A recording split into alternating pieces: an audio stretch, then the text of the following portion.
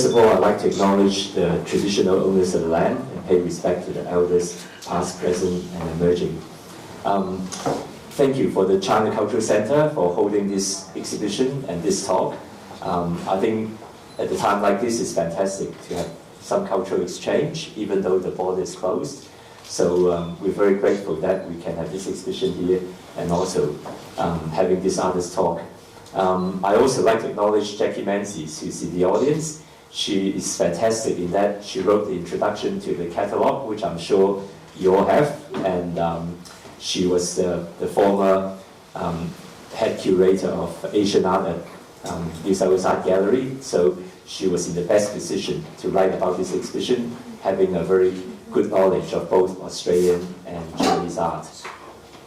So we have 3 artists here. Unfortunately, Fiona Lowry cannot make it tonight, so she sent her apologies. But this exhibition, Transcends, is essentially a cultural exchange between Australia and China. So in that sense, there isn't a common curatorial theme as such, so all the artists are basically exhibiting a work which is part of their common practice. So the 6 Chinese artists are exhibiting work which are traditional Chinese painting and also traditional Chinese calligraphy. And at the same time, we have 4 Australian artists who are basically showing work which is sort of very typical of their practice. So in that sense, I might start the conversation by asking each of the artists their art practice, and particularly in this exhibition, the type of paintings that they're exhibiting and what maybe get a sense of interpretation from them of their work. So seeing that, Tim, you right next to me, so I'll start off with you first. Okay.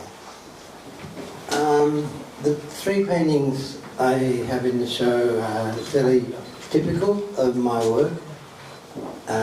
They have a lot of subject matter that's appropriated in a sense that it's got other sources, and a lot of that is other art styles.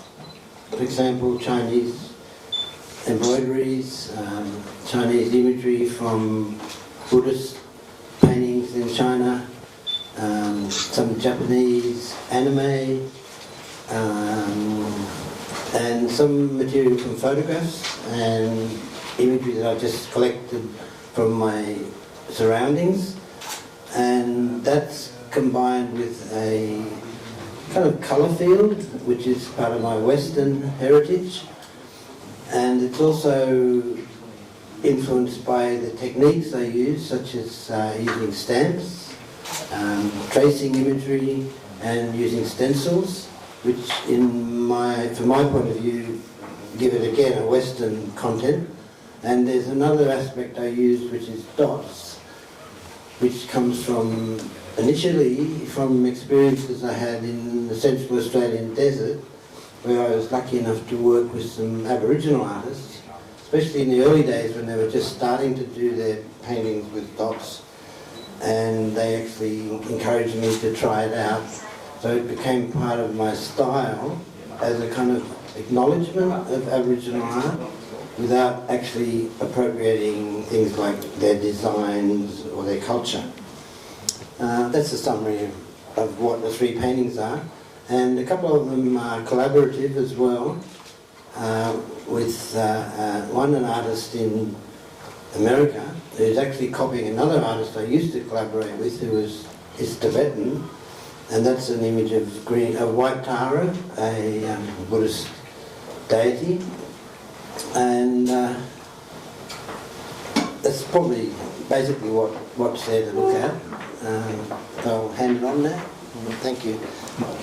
So Tim, your work is really quite fascinating in that I understand that you work in Apanditula as a manager of the art center at one stage, together with Vivian, your former wife, and that's where you sort of got the permission to use the dots in your work. But at the same time, you have obviously collaborated with various Asian artists using various Asian imagery. So, I mean, you've been doing it for quite a while, but I also remember in the early days you used to do conceptual art. When I was studying architecture in uni, I remember you came into uni and sort of did some conceptual art there. So at some point you obviously decided to, like come up with something like, original of what you're doing, which sort of combines sort of virtually different cultures and so on. So what gives you the inspiration to do that? Initially it was being unhappy with Western culture. That kind of goes back to the 1960s when we used to want to change the way society operated and found that fairly difficult. So basically people dropped out and tried to find alternative lifestyles. And in my case that meant going to the desert and hanging around with people who turned out to be very important Australian artists in the long run. So I was kind of lucky to be there. And the idea just stayed with me, and I started looking at other cultures and even looking at Asian culture as an alternative to Western culture. And it wasn't so naive because Australia was closer to Asian countries, and the heritage of working with the influence of European art was a little bit less logical. So when I started looking at Asian cultures, it opened my eyes to some new possibilities for painting, different ways of handling perspective. Perspective didn't have to be like a vanishing point and everything in the right place. Perspective could be a narrative, storytelling, could be connected to religion or to belief systems, and it could be irrational in a sense that it could reflect not the world we look at, but the world we perceive or the way we interpret it. In other words, in a, say, a Tibetan tanka, the Buddha would be a large figure in the centre, and everyone else or everything else would be on a different scale because it had a different meaning, and that kind of thing was eye-opening for me. And then in some reason, same way I went out to Papunya and worked with the Aboriginal artists, which came from a dream initially, I was kind of bumping into people that were introducing new ideas into my practice. So I met a Tibetan artist called Karma Funsok, I met a Vietnamese artist called Mai Ly Thi, and I met a Korean artist, and also at the same time there were quite a lot of Chinese artists working in Australia, and I became friends with them, and people like Wang and Lindy Lee. So there was an influence, it was actually almost a two-way influence, where because I was starting to paint about China, people like John Young, who were Chinese, started thinking, maybe he should be doing it too. And he kind of apologised to me for starting to paint with a Buddhist influence, which I'd got from books. But for him it was like, well, if he's white and he's doing it, maybe there's something there I should be doing too. That's great. Moving on to Tony Costa. So Tony, your work, obviously everyone knows that you do portraits. You have a former winning portrait of Lindy Lee. But at the same time, your practice is primarily landscape in the Royal National Park. And so I think this is what you're showing in this exhibition. So maybe you can tell us a little bit about your art practice and these two works. Sure. Is that for me here? Yep. Yeah, it's working. Okay. Hello, everyone. Well, I started painting in a very traditional way through my time at Julian Ashton. And like Tim, I felt quite restless and was looking for other things and other ways of expressing myself. And I came across a Hungarian artist in 1978 called Desiderius Orban. And he was directly responsible for introducing me to the idea of Zen. And Zen is a very liberating way of approaching art. It throws Victorian logic out the window. It claims that you should be looking inside of yourself for the answers. letting yourself go, all those sorts of things. And I found that quite extraordinary because having come from Julian Ashton, it was the complete antithesis of what I'd been taught. So I started using my hands instead of a brush as a way of liberating myself from the sort of information that I was putting down on canvas. And I found that by doing that, I could achieve all the things I wanted to do with a great deal of simplicity. And being a figurative expressionist, intuition plays a very big part in the way I construct a painting.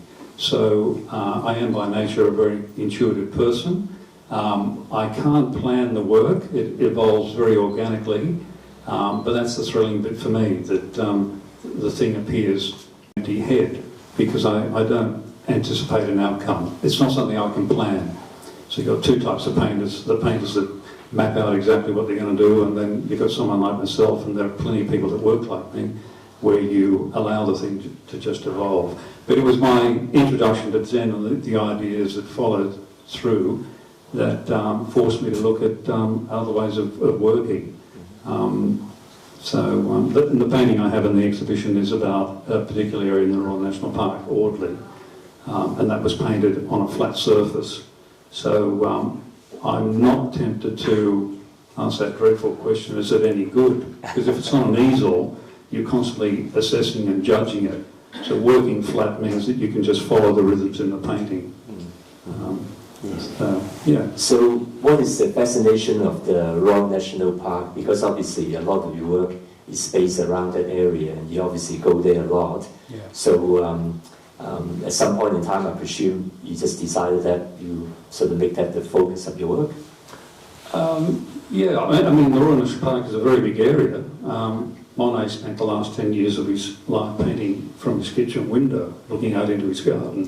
I could imagine spending the rest of my life in the park. I don't think I will, but it's just that I've found different pockets in the park that I've really enjoyed, and the contrast of the landscape is so great that I could build a body of work around a different area, I'm sure, next time. I'm not fascinated with the Royal National Park, I'm fascinated with the whole of Australia. Right. It happens to be a place that I keep going back to and keep finding inspiration. Right. Yeah. So maybe with the border being more open, you might sort of explore China at some point. That's a bit of a stretch, but well, you never know. I'm not saying no to anything. Yeah. Lucy. Yes, Simon. Yes, you, of course, being Chinese, but then you sort of grew up here. So you were trained in the traditional Chinese sort of painting and calligraphy sort of ways, but then you introduced a lot of slightly more contemporary sort of imagery in your work, so which is quite interesting. So in a way, when one looks at your work in this exhibition and then look at the slightly more traditional work, you can see how it has evolved. So maybe you can tell us a little bit about your art practice? Yeah, sure. So I guess every person's art practice is definitely dependent on the person's life. So throughout my life, I think up till this day, that kind of dual identity has definitely been enriched within all of my artistic practices. And that's actually quite important because I'm both sort of Chinese but also Australian at the same time. Having to been raised in an Australian suburbia, having everything from art school, in National Art School, all the way to College of Fine Arts. I've always been trained in more of a Western styled kind of design and artistic practice. But at the same time, in the root of all this is I'm actually a Chinese individual. So ethnicity-wise, it's still important to keep our roots grounded at the same time.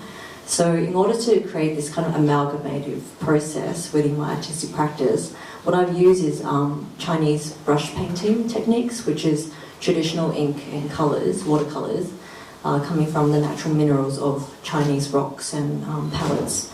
Combining that along with the understanding of Western practices, okay, so a lot of things such as acrylics or oils, which I've used in the past, but the composition, which is most important, and you can sort of tell within my works, it's sort of like a combination of the two, but at the same time is you can't really tell if it's traditional or not. So that kind of a I can't really sort of portray it in a sense that kind of uniqueness, because that's definitely perhaps is who I am as an individual, that's being portrayed on a 2D dimension as well. And so two of the works that are currently on exhibition is, one is called Ji, which is inspired by the Chinese scripture of I Ching. So within that I Ching, there is a certain line there, it's talk about how there's all the dragons that have been flying in the heavenly realm that has no defined or set leader is actually the most auspicious.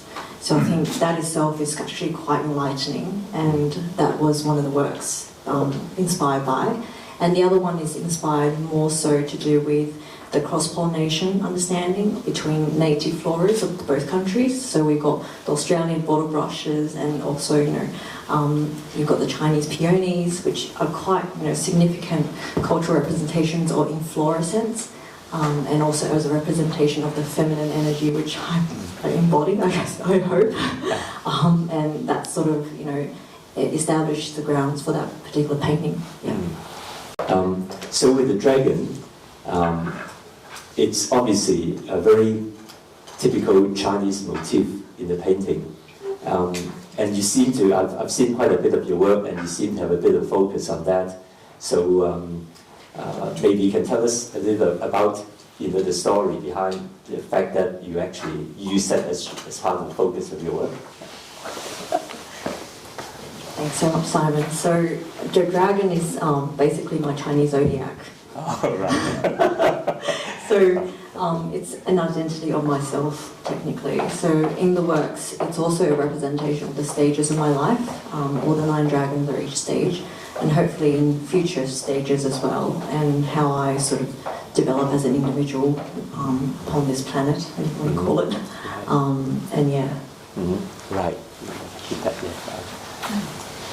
Tim, coming back to you, obviously your work, there's a lot of different influences in your work, and you sort of basically combine a lot of different cultures into your paintings and so on. In this exhibition, where you're exhibiting alongside a lot of Chinese artists, and you have done that before, like a number of years ago, I think 2015, we went to Beijing together. You were also exhibiting among traditional Chinese artists, and you have a session where you actually paint with them together. So how do you view your work in this exhibition? Like, what's your view when you see the work exhibiting among the Chinese artists' work? Okay. I do look for commonalities. I look at the other artists' work, and I think what's in there that is shared with my approach to painting. And it's interesting for me because a lot of the imagery I take is older. It's like sometimes hundreds of years old. So I kind of look through what another culture has done and borrow some of the things that I'm influenced, and borrow and am influenced by the things that I like the most, and then put it in my work. And in a way I'm quoting what was done before by someone else, and in a sense introducing it to the people who are looking at my paintings. So when I'm looking at what is actually the source of my own inspiration hanging next to my work, it's very eye-opening, and there's a lot I can learn from it.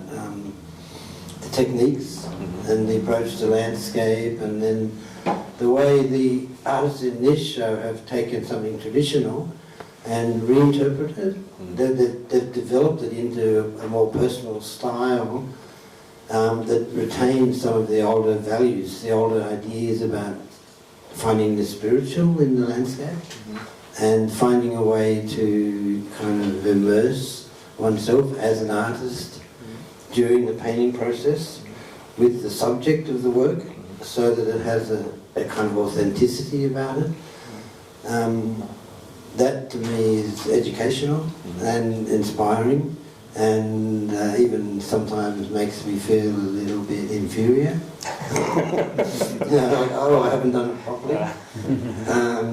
Because I do quote the landscape styles, the rows of mountains and the distance and the verticality of the landscape with waterfalls and rivers and things. That's, to me, a way of resolving picture making.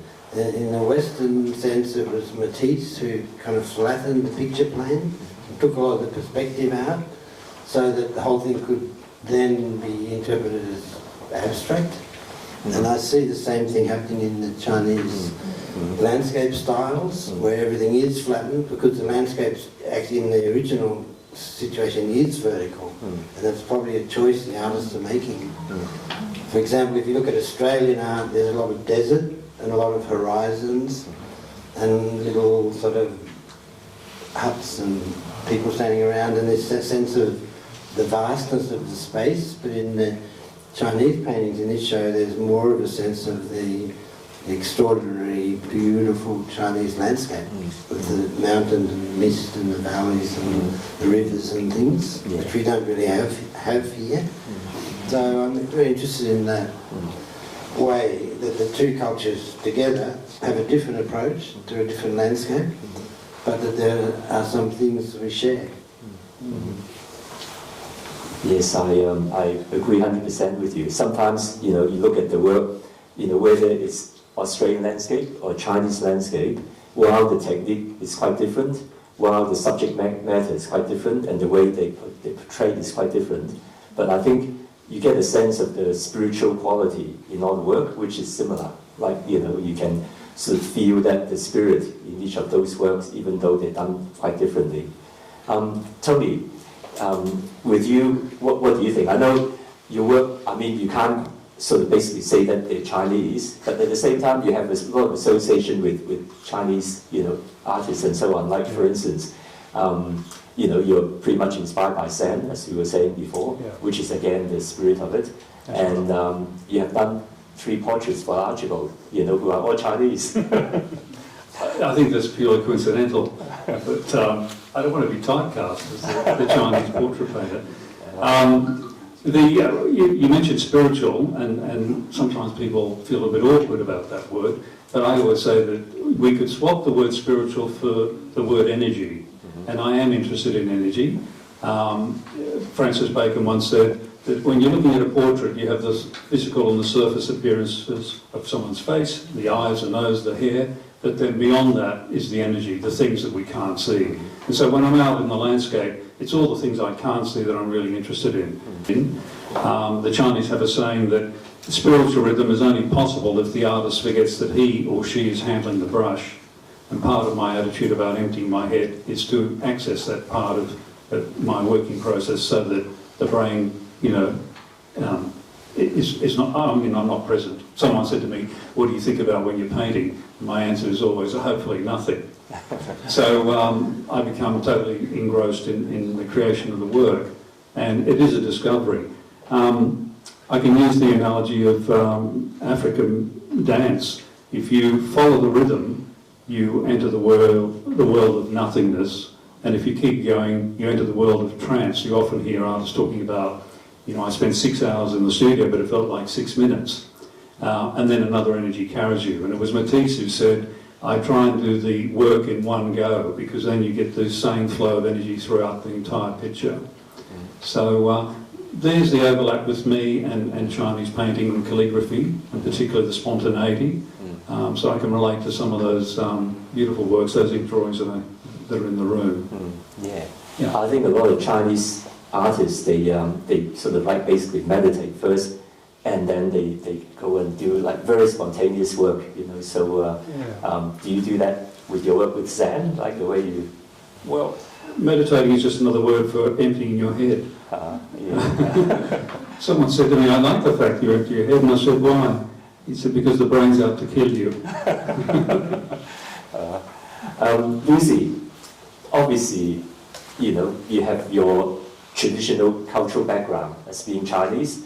So how does that inform you with your art practice? Like, you obviously have a lot of Chinese influence in your work, but the mere fact that you are actually trained here in a more contemporary way, so in what way does it affect you? Like one way or the other?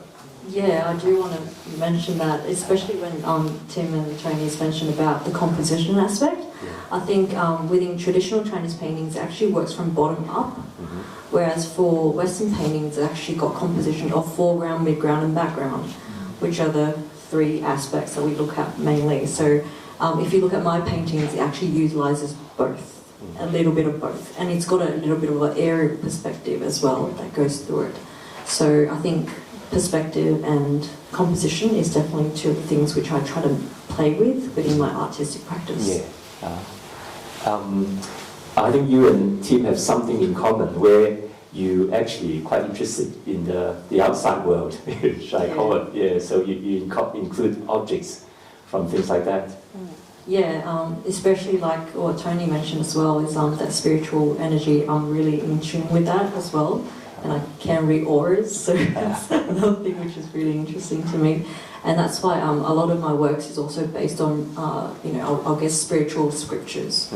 I won't say religious in this sense because I think it's more of a spiritual thing and more about enlightenment and human progress and how to empty your head but also be meditative as you are painting.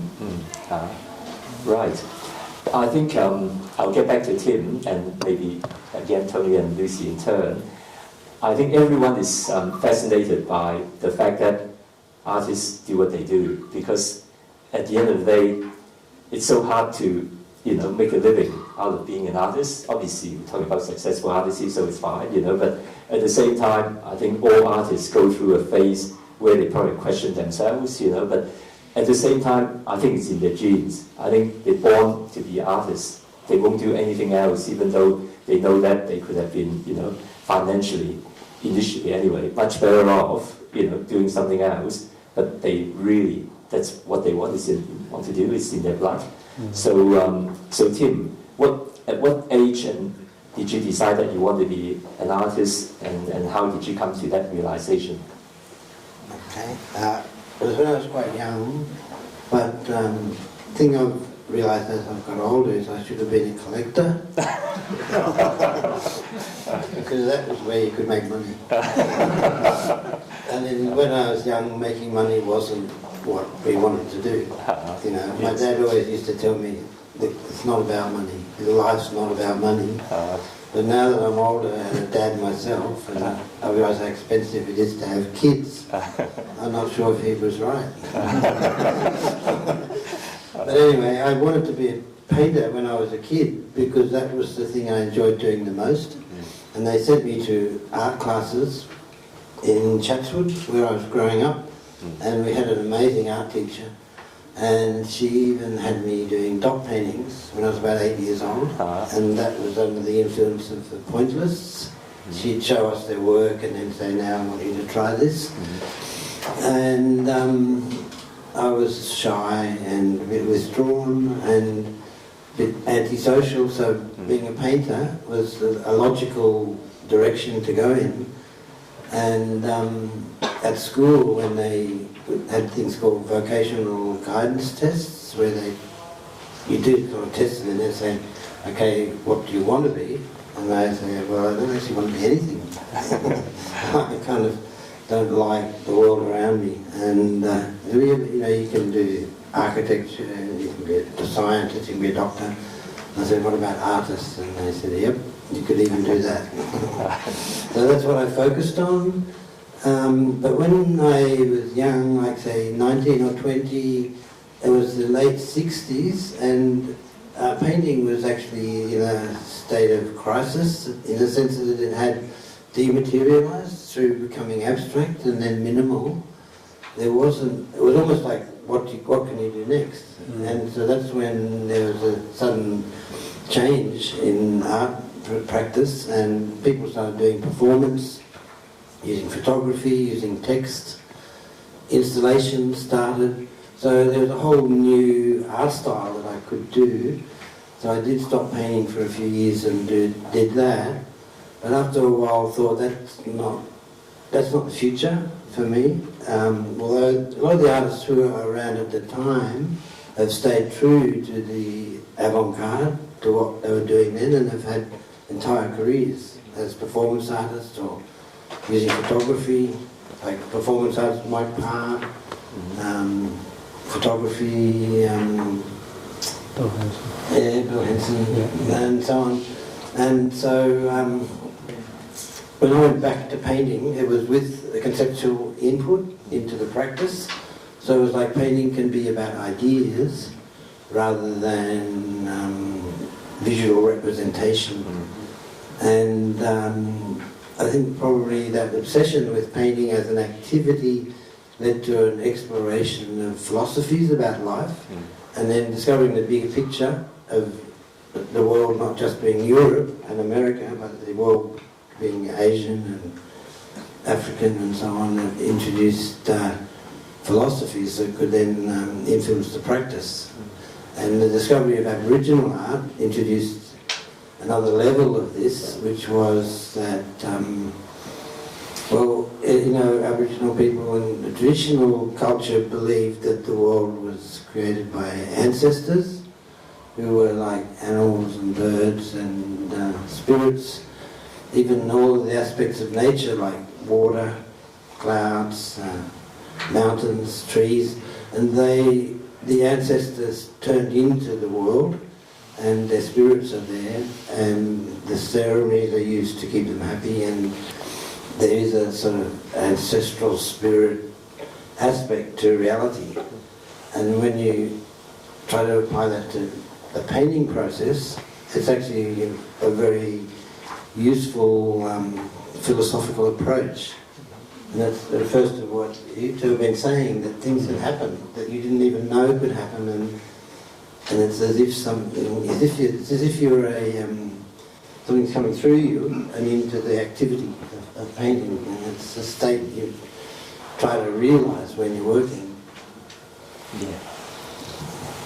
When I first met Tim, I thought that he'll become an architect because his father was Professor Peter Johnson, who's the Dean of the Architectural Faculty when I was doing architecture at Sydney University, and his older brother is Chris Johnson, to become the government architect of New South Wales. So Tim has to be quite determined that he wants to break the mold and become an artist.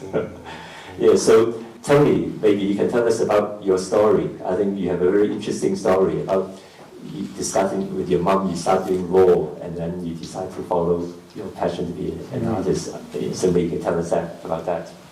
Yeah, I did my first painting in 1968 in plein air. So I was out in the field actually painting my first picture, and that's when I knew that I was hooked on the idea of art. I had no idea I was going to make money. That wasn't even a concern, but I just love the whole act of creating. I did start doing law for a couple of years once I left year 12, and I hit the crossroads, and I remember my mother was standing at the sink, and I said to her, I need to make a decision, what do you think I should do? And she said, without turning, she said, follow your heart. But I thought she said, follow your art. So I thought, well, that was fantastic. But I think you need to be absolutely dogged, and you've got to paint like your life depends on it. And if you're passionate and you're seriously committed to the world of art, you'll go and drive a truck or work in a restaurant and do whatever you have to do to survive.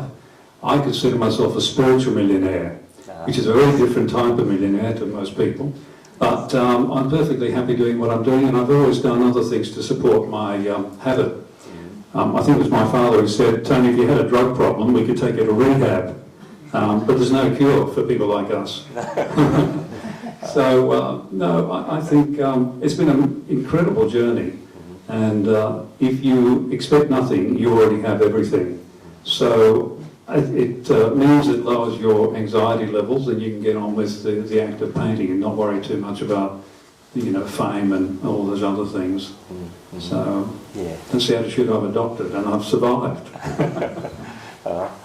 Lucy, maybe you can tell us how you decided to be an artist. I mean, you also teach at the same time at Western Sydney University.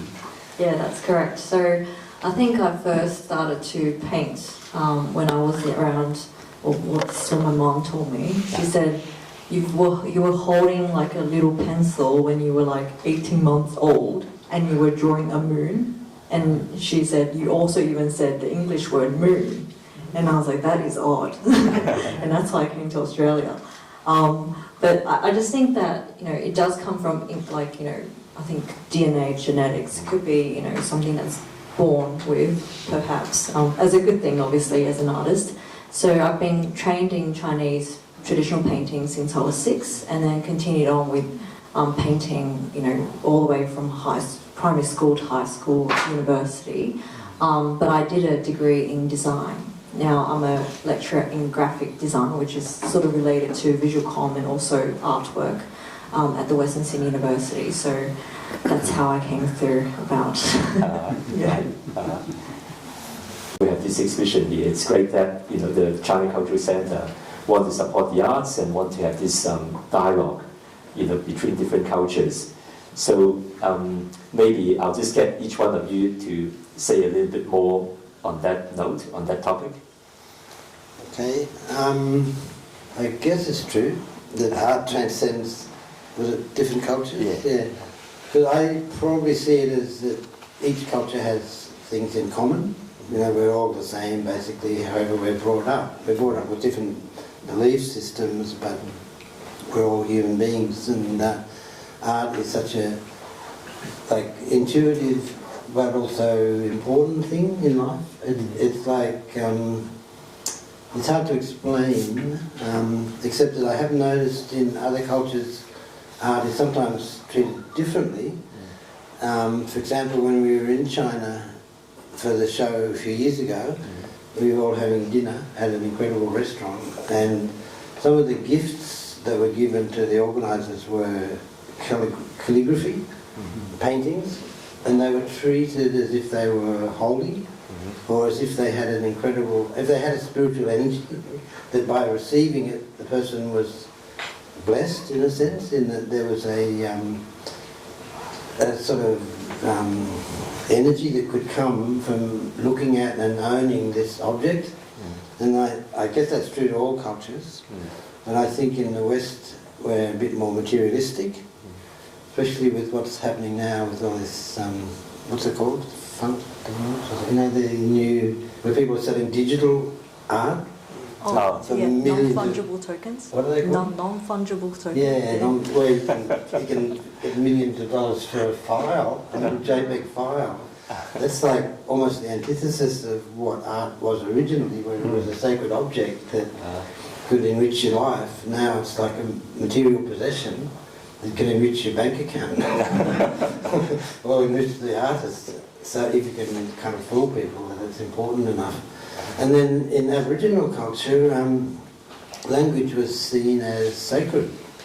And also from what I understood of Buddhist culture, there were like 3 worlds, I think, and one is language. And some of the Buddhas, and the others were absolute world and a relative world. But in the case of the Buddhas, some of the things I was taught by some of the lamas were that some of the Buddhas, when you meditated on them, you had to meditate on I think it was a Sanskrit form of that Buddha that was actually a primordial or an original form of the Buddha, not the visual object you might look at in an artwork, but you saw it, you meditated on the language, on the actual Sanskrit image of the Buddha as language. And it's kind of connected to Christianity in that in the beginning was the Word, which is the opening line of the Bible. So it's sort of an idea that language is underlying everything. I'm a bit off topic, I think.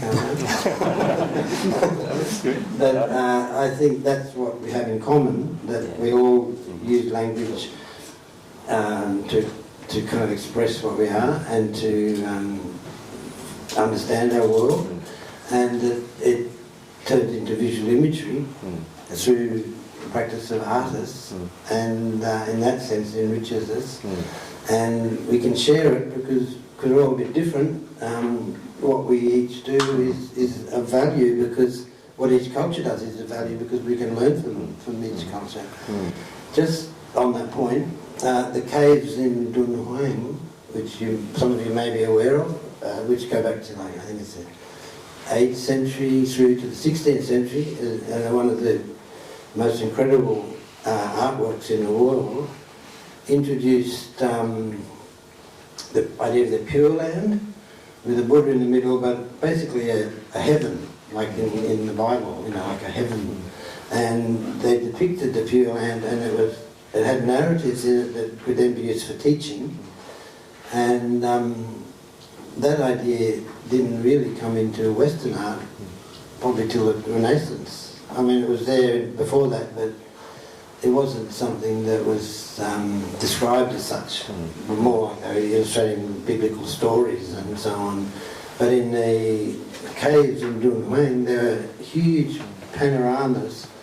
There's a multitude of beings and this sense of another world, a heavenly world, that was part of that culture long before the West. And so that's how we can learn from each other, I think, by looking at what each culture has achieved and done. And in Australia, we've got an amazing culture because it goes back to Aboriginal people as well. Yes, I do think that language is very much part of culture, so I always wonder the fact that we live in a globalized world, if we all just end up speaking the same language, that would be quite a pity because we have lost so much history and tradition, through, if we sort of start to lose different languages over time. Tony, what would you like to say on that topic? Well, Tim sort of touched on it. It might be an obvious thing to say, but what we all have in common is our humanity. So what people got excited about hundreds of years ago when looking at a portrait is the same sort of thing they get excited about today. That hasn't changed. Someone went up to Picasso once and said, Picasso, I don't understand your paintings. And he said, I don't speak Chinese, but I'm sure there's a language out there. So I think it does transcend. I mean, I'm not Aboriginal, but I can stand in front of an Aboriginal painting and be uplifted. I think it was the writer David Malouf who said that paintings have a knack of stripping away our preoccupation, taking us back to the body, and where we have an enlivened sense of ourselves. And paintings have the capacity, if you speak to Luke Klepak, he says that paintings have a capacity to heal. So that's an extraordinary thing. But yes, I think it sort of, without any doubt, crosses boundaries. Yeah. Thanks, Tony. Lucy? Yeah, so I think I want to say is having a heart is very important in all works, and especially in the artistic practices. And I can see everybody has definitely put their heart and soul into all of the paintings that was exhibited here in the Cultural Centre. And, very similar to what Tim has mentioned about languages. Well, languages, we've got the semantics, which are visual codes or visual language, which we learn. And it is actually a universal language with things such as emojis, if you think about it. Everybody knows how to use that across the world. And that's the magic of art. If you think about, in that sense, it's a visual communication piece, but also it's an artistic representation as well. And similar to what Tony mentioned about, looking into the different energies as well as, what was it, the other one that you mentioned earlier? The intuition and energies and things like that, and the healing power of artistic artworks is, you look at colour theory and colour healing, and that is a definitive of showing like more of a evidentiary support to show that it does apply and it does work. So I had Lindy on the easel for 6 months, and at no point did I think I should change anything, so it just settled into a place. I had several attempts at painting the portrait, and the 2 previous portraits I did I wasn't happy with, but when I did the 3rd painting I knew that things had just come into place, and there's always the temptation to correct things later on. When you sit back, but at no point did I think I had to alter that painting. I couldn't add anything or subtract it. I just felt it had arrived, and doing more to it would have meant overworking it. So I was quite happy with that result. I'm not always happy, of course, and not everything you do works. But I think if a painting irritates you, you may not know why, and you don't have to know why. There's a very famous story of Matisse turning canvases to the wall for years, and then coming back to the studio and looking at them again and thinking, that whole area needs to be red. You know, the colour's wrong. Yeah, I think it takes patience, I suppose. You've just got to be prepared. I had the luxury of time of having it on the easel for so long, so at the end I was happy with it. Okay, just to answer your question, Marcus, I think I sort of stop when I know intuitively it's enough. Yeah, not a lot of irritation, but more so the fact that I think that's it. Yeah, it's an intuition, it's an instinctual thing. So, yeah, from my practice. Well, I try to stop before I've finished, so I don't spoil it. And the way to do that is to do more than one painting at once. To be working on a number of things and then keep developing them one by one. And sometimes if I feel I've pushed the painting too far, I might repaint it, do another version. But it's an ongoing process probably, and I think each new painting is influenced by what you've been doing before that. It's not like you have to be inspired all the time. It's an ongoing activity that you kind of get better and better at as you do it, and when things start happening by themselves or without you trying too much, that's when you know it's going in the right direction. But that's not always the case, you know. But generally, if you labour too much on a work, you overpaint it, and that shows. There's a style around now, I think, where you can underpaint to an extreme degree. You know, you can just stand in front of the canvas and make a few brush strokes, and people will accept it.